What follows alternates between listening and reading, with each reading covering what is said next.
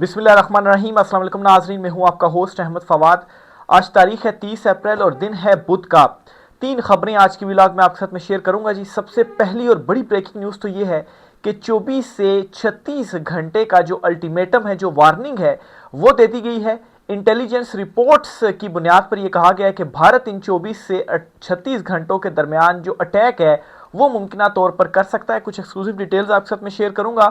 दूसरी तरफ जो मोदी है वो आरएसएस चीफ और फिर उसके बाद तमाम सर्विसेज चीफ से मुलाकातें कर रहा है और उनको ये अहकाम दे रहा है जी कि आप पाकिस्तान के ऊपर जो हमला है इस हवाले से जो बेहतर समझते हैं, क्या टारगेट होना चाहिए, कब हमला होना चाहिए, वो आप कर दें। ये अहकाम दिए जा चुके हैं। मामला क्या चल रहा है पाक भारत कशीदगी के हवाले से कुछ एक्सक्लूसिव डिटेल्स आपके साथ में शेयर करूंगा।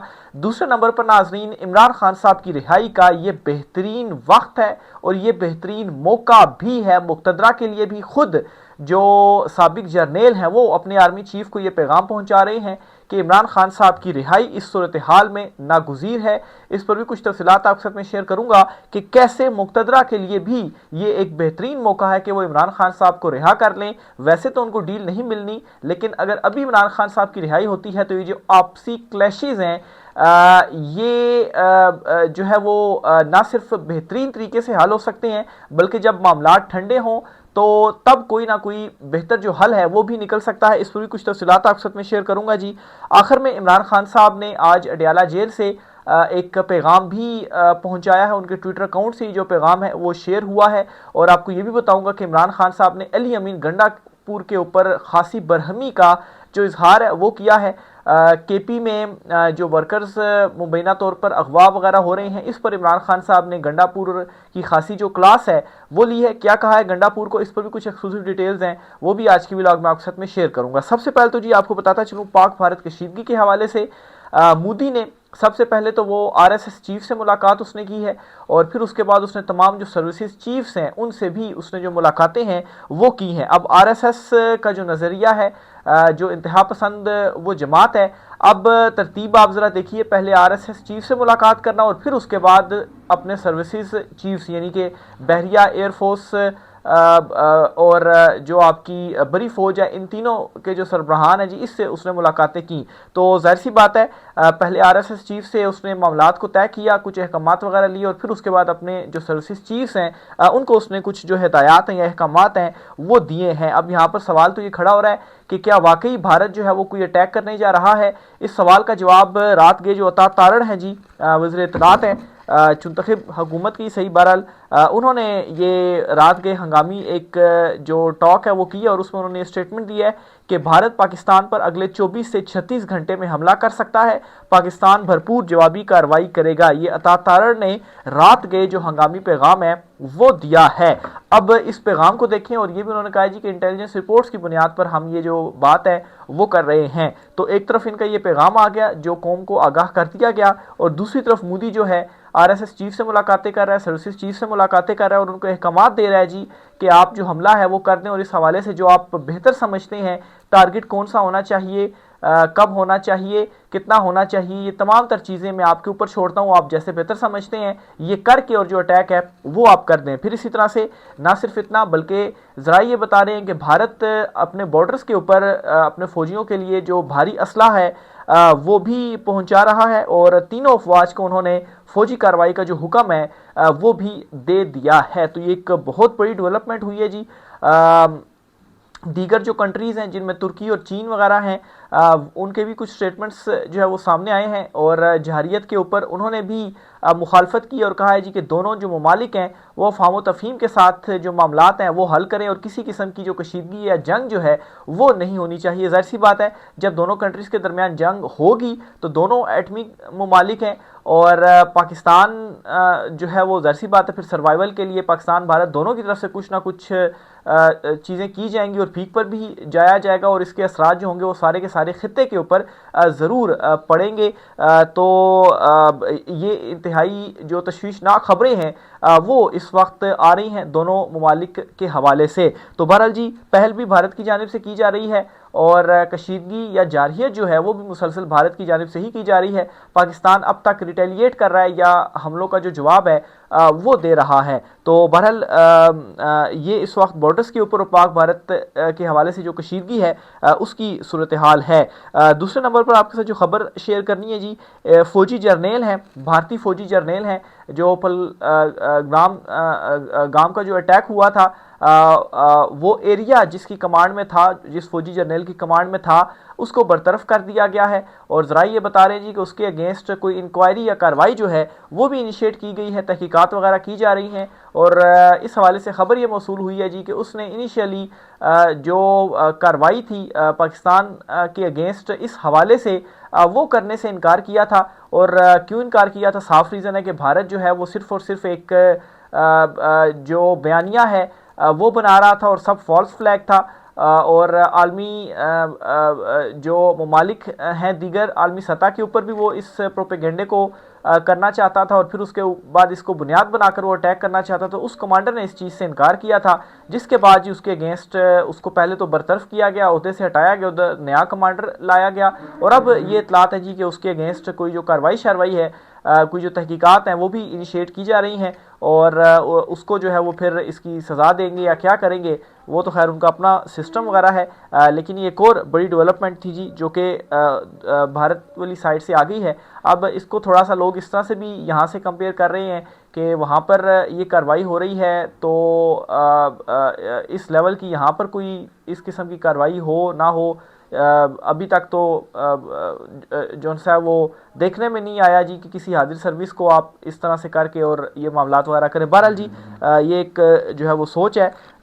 दूसरे नंबर पर आपके साथ जो खबर शेयर करनी है जी वो इमरान खान साहब का मैसेज है।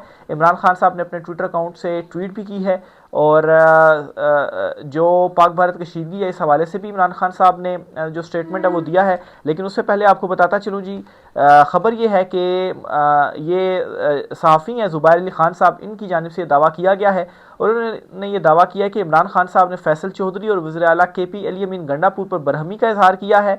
बुशरा बीबी ने भी फैसल चौधरी से बात करने से इनकार किया। इमरान खान ने फैसल चौधरी से कहा कि जिन वकला से मैं मिलना चाहता हूं इन्हें अंदर नहीं आने दिया जाता, तुम हर बार अंदर कैसे आ जाते हो। ये इमरान खान साहब ने फैसल चौधरी पर बरहमी का इजहार किया। लेकिन इस पर फिर उन्होंने ये भी कहा कि चलो ठीक है, तुम आ जाते हो तो कोई ना कोई जो मेरा पैगाम है वो बाहर पहुंच जाता है। अलीमा खान साहिबा, उस्मा खान साहिबा ने भी फैसल चौधरी पर तनकीद की। लेकिन फैसल चौधरी ने इस पर यही कहा कि बिल्कुल उनकी बहनों की तनकीद जो है वो बनती है, आखिर कैसे उनकी फैमिली को मुलाकात नहीं करने दी जा रही और मेरी जो मुलाकात है वो हो जाती है, तो बिल्कुल उनकी जो तनकीद है वो जायज़ है और वो दुरुस्त है। लेकिन फिर बात वही है, उन्होंने ये भी कहा कि अगर मुझे कहते हैं तो मैं मुलाकात नहीं करता। लेकिन उस पर फिर इमरान खान साहब ने खुद चूँकि ये बात कर दी कि एटलीस्ट चले कोई ना कोई तो आ जाता है मुलाकात के लिए और उससे जो मेरा मैसेज है वो कुछ ना कुछ बाहर पहुंच जाता है। जहां तक अली अमीन गंडापुर की बात है तो अली अमीन गंडापुर पर इमरान खान साहब ने जो तनकीद की है इस पर भी मैं आपको बताता चलूँ जी कि अली अमीन गंडापुर को इमरान खान साहब ने क्या कहा है। एक तो KP के अंदर जो कुछ हो रहा है जी, जो कारकुनान वगैरह या लोग पाकिस्तान तहरीक इंसाफ के उठाए जा रहे हैं, इस पर इमरान खान साहब ने अली अमीन गंडापुर की खासी जो क्लास है वो ली और उनसे कहा है जी कि हमारी वहाँ पर हुकूमत है, उसके बावजूद जो हमारे लोग हैं उनको क्यों आप जो तहफ़्फ़ुज़ है वो फ़राहम नहीं कर पा रहे।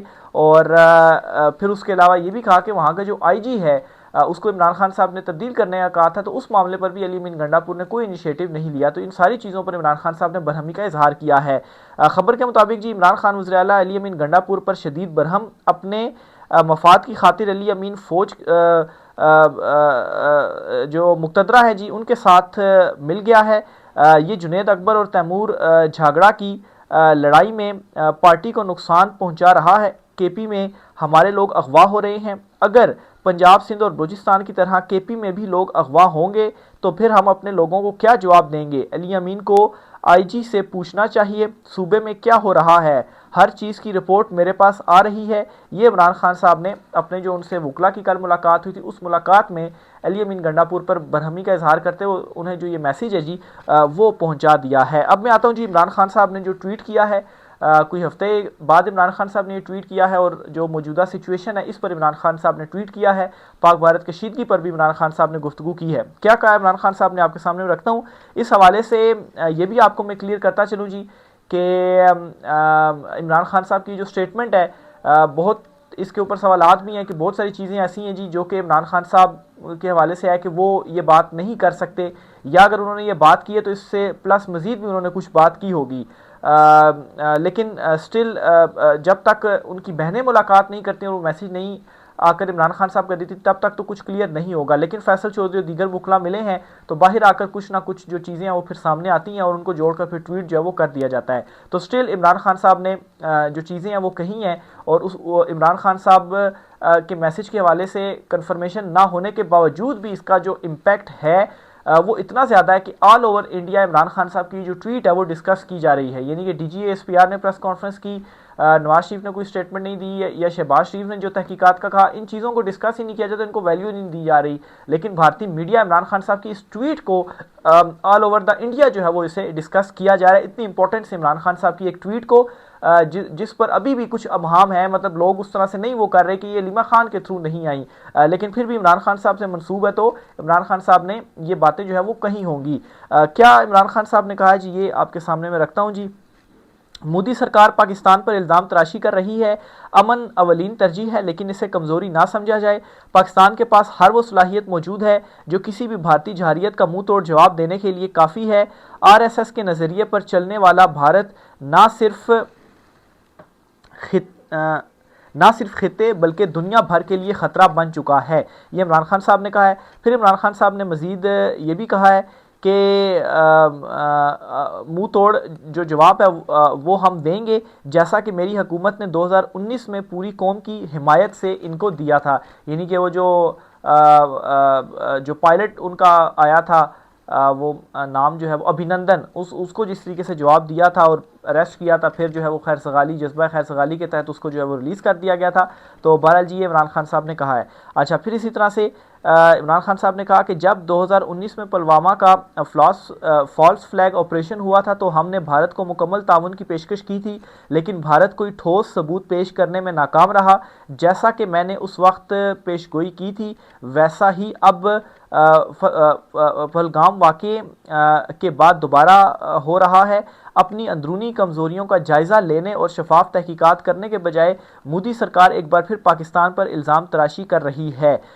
फिर जी इमरान खान साहब ने मज़ीद ये कहा जी कि हम इस जाली हुकूमत को मुस्तरद करते हैं, लेकिन हम एक पाकिस्तानी कौम के तौर पर मुत्तहिद हैं और मोदी की जंगी जुनून और इसके ख़तरनाक अज़ाइम की शदीद मज़म्मत करते हैं जो ख़ित्ते के अमन को ख़तरे में डाल रहे हैं। अब जो प्रीवियस स्टेटमेंट्स हैं जी उस पर तो एतमाद किया जा रहा है, लेकिन ये जो स्टेटमेंट इमरान खान साहब ने दी है जी, कि जो कि इमरान खान साहब के ट्विटर अकाउंट से ट्वीट हुई है कि हम इस जाली हुकूमत को मुस्तरद करते हैं लेकिन हम एक पाकिस्तानी कौम के तौर पर मुत्तहिद हैं। अब इसमें इस तरह का भी तासुर जो है वो मिल रहा है कि ठीक है ये हुकूमत जाली है, लेकिन ये जो कशीदगी है इस मामले के ऊपर आप इस हुकूमत के साथ जो है वो खड़े हों। तो इमरान खान साहब इस किस्म की स्टेटमेंट दे सकते हैं या नहीं दे सकते, इसके ऊपर अबहाम है, क्योंकि उनकी बहनों के थ्रू ये स्टेटमेंट नहीं आई। अगर उनके थ्रू आती फिर तो एतमाद जो है वो कर लिया जाता। तो इस स्टेटमेंट को ज़रा शक की निगाह से देखा जा रहा है कि इमरान खान साहब ने किस कॉन्टेक्स्ट में ये जो बात है वो की है, क्योंकि सेम किस्म की गुफ्तगू अगर डिफरेंट कॉन्टेक्स्ट में की जाए तो उसके जो मीनिंग्स हैं वो फिर ज़रा तब्दील हो जाते हैं। तो बहरहाल ये इमरान खान साहब का एक ट्विटर अकाउंट से आया तो मैंने आपके साथ शेयर कर दी। फिर इमरान खान साहब ने कहा जी कि नवाज शरीफ और जरदारी के गैर कानूनी असासे और कारोबारी मफादात बैरून मुल्क हैं। ये लोग बैरूनी सरमायाकारी से फ़ायदा उठाते हैं और इन्हीं माली मफादात की हिफाजत के लिए भारत की जारहियत और पाकिस्तान के खिलाफ बेबुनियाद इल्ज़ामात पर खामोशी इख्तियार किए रखते हैं। इन्हें खदशा है कि अगर इन्होंने सच बोला तो भारतीय लाबियाँ इनके बैरून मुल्क असासे मुंजमद कर सकती हैं। ये भी इमरान खान साहब ने स्टेटमेंट दी है जी। और ये भी कहा है कि नवाज शरीफ और आसिफ जरदारी जैसे खुदगर्ज रहनुमाओं से भारत के खिलाफ किसी मजबूत मौक़िफ़ की तवक्को रखना सादगी है। और वाकई अभी तक इन दोनों की तरफ से कोई स्टेटमेंट सामने नहीं आई भारतीय जहारियत पर। अच्छा, फिर जी इमरान खान साहब ने कहा कि कहने की ज़रूरत नहीं कि किसी बैरूनी दुश्मन के खिलाफ जंग जीतने के लिए सबसे पहले कौम का मुत्तहिद होना ज़रूरी है। ये वक्त है कि तमाम ऐसी कार्रवाइयों को रोक दिया जाए जो कौम को मज़ीद तकसीम कर रही हैं। रियासत के इस नाजुक मौके पर सियासी इंतकाम पर ज़रूरत से ज़्यादा तवज्जो देना कौमी इत्तेहाद को नुकसान पहुँचा रहा है और बैरूनी ख़तरात का मुकाबला करने के लिए कौम इज्तमाई सलाहियत को कमज़ोर कर रहा है।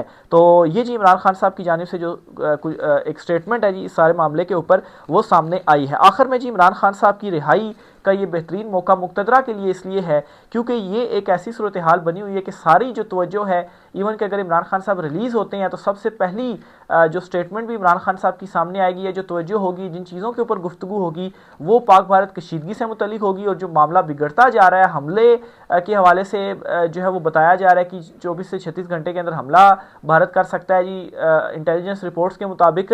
तो इस सूरत हाल में जो एक आपसी एक मामलात चल रहे हैं, इन मामलात के ऊपर डिस्कस नहीं किया जाएगा।